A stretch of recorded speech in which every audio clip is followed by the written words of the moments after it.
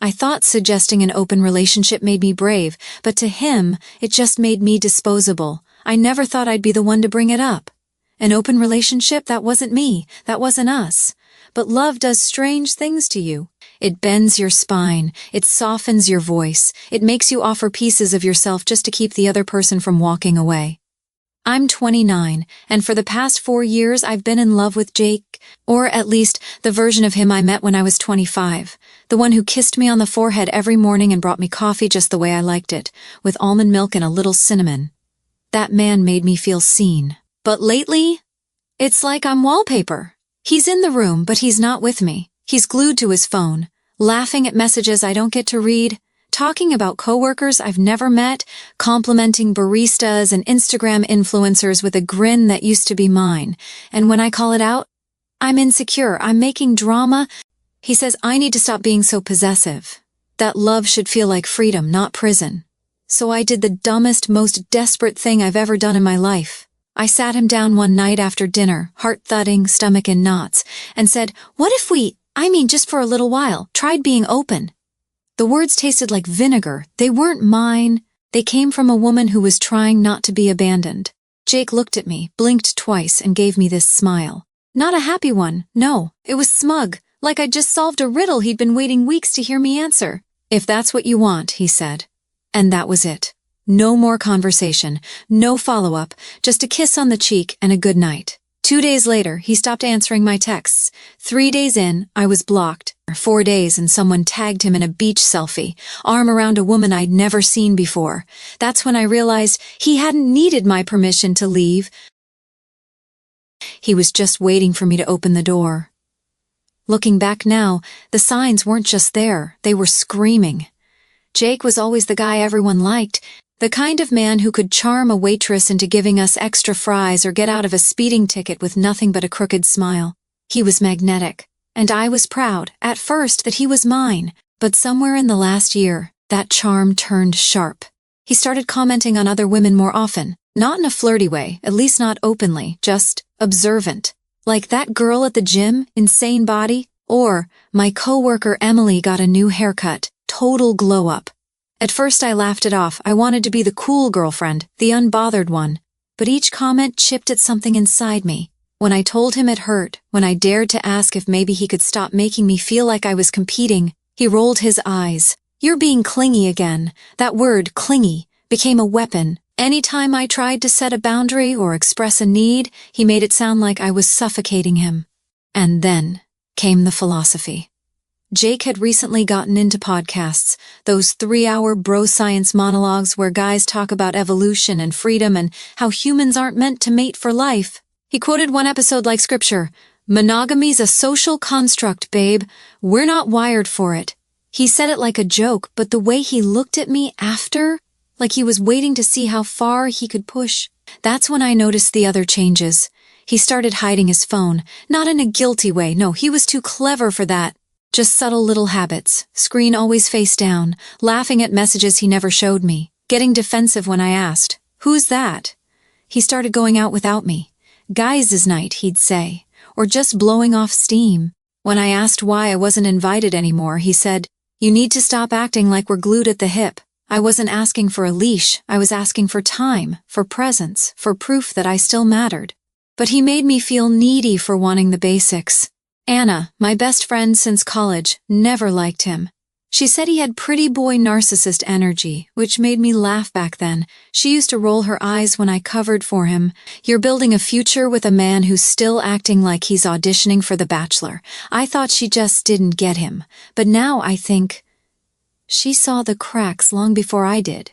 Because even before I opened the relationship, Jake had already started slipping through the gaps. I rehearsed it in the mirror 10 times. The idea still made me feel sick, but I kept telling myself I was doing it for us. That maybe, if I showed Jake I wasn't trying to control him, he'd see how much I trusted him, that he'd choose me all over again. We were sitting on the couch. He was half watching some Netflix doc about cults, scrolling through his phone the whole time. I turned the volume down and said his name gently. He looked up. "What?" I swallowed the lump in my throat and said it, softly, like I was handing him something fragile. "What if we tried being open, just for a little while?"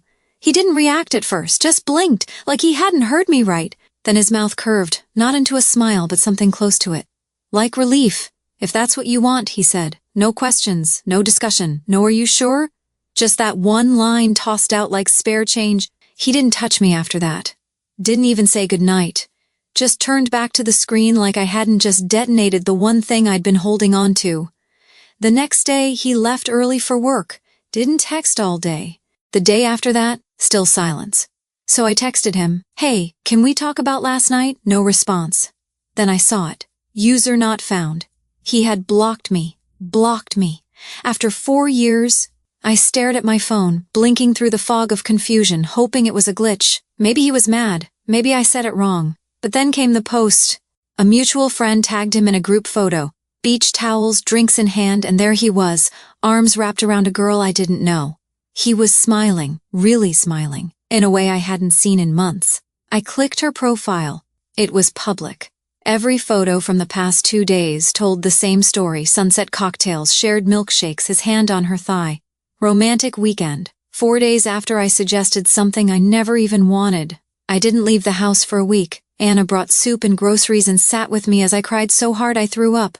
The worst part wasn't even that he was gone. It was the whispers. Well, she asked for an open relationship. He didn't cheat. She gave him permission. What did she expect? Everyone thought I initiated it. That I was some wild, free-spirited woman who wanted multiple partners. No one knew I had only said it to save the one I already had. And Jake? He didn't say a word, not a call, not an apology. Just vanished, like 4 years meant nothing. The first week I didn't leave my apartment. I turned my phone off. Not because people were calling, but because they weren't. The silence somehow felt louder than rejection. Every time it buzzed, I flinched, hoping, stupidly, it was him, ready to say this was all a mistake. It never was. I deleted Instagram after I caught myself rewatching their stories. His hand in hers, her laughing at something he said, their wine glasses clinking under fairy lights. It felt like I was watching a highlight reel of a life I was almost in. I stopped eating. My fridge was full, but nothing tasted like anything.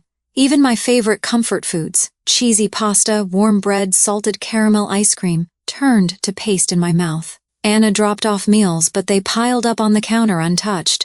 Mostly, I just slept. Or tried to. I'd lie there for hours, awake in the dark, asking myself the same question over and over again. Was I not enough?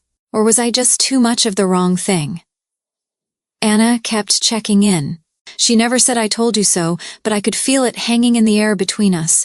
She sat next to me on the couch one night, held my hand, and said softly, "You bent yourself backwards for a man who couldn't lift a finger for you." I didn't respond. Not then. But later that night, I opened the old shoebox in my closet, the one with ticket stubs, Polaroids, birthday cards, and I found it, his letter, the one he wrote me for our first anniversary. In his messy handwriting, he wrote, "You are my home. I'll never walk out the door." I stared at it for a long time. The ink had smudged slightly in the corner. I remembered crying when I first read it, happy tears. Now I felt nothing but this hollow ache, because he did walk out. Not just walked, he ran. And I had spent the last year handing him the keys, the doormat, the welcome sign, hoping he'd stay. That night, something cracked, not loudly, quietly, like the sound of a thread snapping. The next morning, I emailed a local therapist, booked a session. That same day, I signed up for a writing workshop I'd bookmarked a year ago but never felt ready for. And then, I changed my number. Not because I thought Jake would call, but because I knew that if he ever did, I needed to make sure I'd already moved on. 6 months passed. By then, I was breathing again. Not perfectly, not always steadily, but enough. Therapy helped me see patterns I'd never noticed before. The way I twisted myself into someone more palatable, quieter, less needy. I stopped calling it love and started calling it what it was, survival. The writing workshop became my church. Each Tuesday night, I'd sit in that little room above the bookstore and pour everything out onto the page. I wrote about grief, about losing someone who was still alive, about how heartbreak doesn't always sound like sobbing, it can sound like silence. Then one morning an email popped up. Subject line, "I messed up." My hands trembled as I clicked it. His name lit up on my screen like a ghost, Jake Andrews. "Hey, I know I'm the last person you want to hear from, and I wouldn't blame you if you deleted this right away. but I've been thinking about you. A lot of things didn't work out with Alyssa. It just fizzled. We weren't on the same page about a lot of things. I miss you, not just the relationship. You. I miss how safe I felt with you, how you always listened. I messed up, big time, and I know I don't deserve a second chance, but if you ever wanted to talk, even just as friends, I'd really like to hear how you're doing. There it was. Not love, not remorse, not a grand apology, just loneliness dressed up as nostalgia. He missed the way I made him feel, the ease, the comfort, the stability. He didn't miss me. He missed the version of himself I kept afloat. I didn't cry. I didn't get angry. I just sat there, staring at the screen, feeling the kind of clarity I'd begged for back when I was drowning. I opened a blank document and wrote him a letter. Not to send, just to say what I never got to. I wrote, "You didn't lose me when you chose someone else. You lost me the moment you saw my love as weakness. You mistook my compromise for consent, but I was never yours to take for granted." I signed it with my full name, not the pet name he used to call me, just me. Then I printed it, folded it once, and burned it in my fireplace. I watched the paper curl and turn to ash, and for the first time in a long time, I smiled. Because I finally understood he left for freedom, and I found it too, just not in the same direction. I used to think love meant sacrificing parts of yourself, that if someone started drifting, you had to become smaller, quieter, easier to love. I believed that if I just bent enough, they'd come back around, that they'd recognize the effort and meet me halfway. I gave him permission to explore, thinking love would bring him home, but the truth is, love doesn't beg, it doesn't chase, and it sure as hell doesn't wait in silence, hoping to be chosen again. Jake was never confused. He wasn't torn or uncertain or scared. He knew exactly what he was doing when he walked away, and exactly when to come back. He waited until the fun wore off, until his freedom felt like emptiness. And then he came knocking, not out of love, but out of habit, out of comfort, out of loneliness. But by then I had rewritten the ending. I didn't burn that letter for him. I burned it for me. Because closure doesn't come from answers. It comes from refusing to keep waiting for them.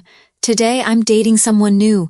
He's kind in quiet ways. He doesn't need grand gestures or power games. He just shows up. He asks what I need and listens. But the biggest difference? This time, I speak up.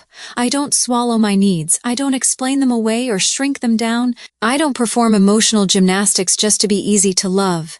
And when something doesn't sit right, I say it, without fear of being called needy or dramatic or too much. Because I know now, if love requires self-abandonment, it's not love. If you have to twist yourself into someone unrecognizable just to be kept around, you're not in a relationship. You're in a hostage situation, and I'll never go back to that version of me. So to the girl I was back then, the one who whispered, "What if we tried being open?" Even as her heart broke in real time, I just want to say you were never weak, you were just scared, and now you're not.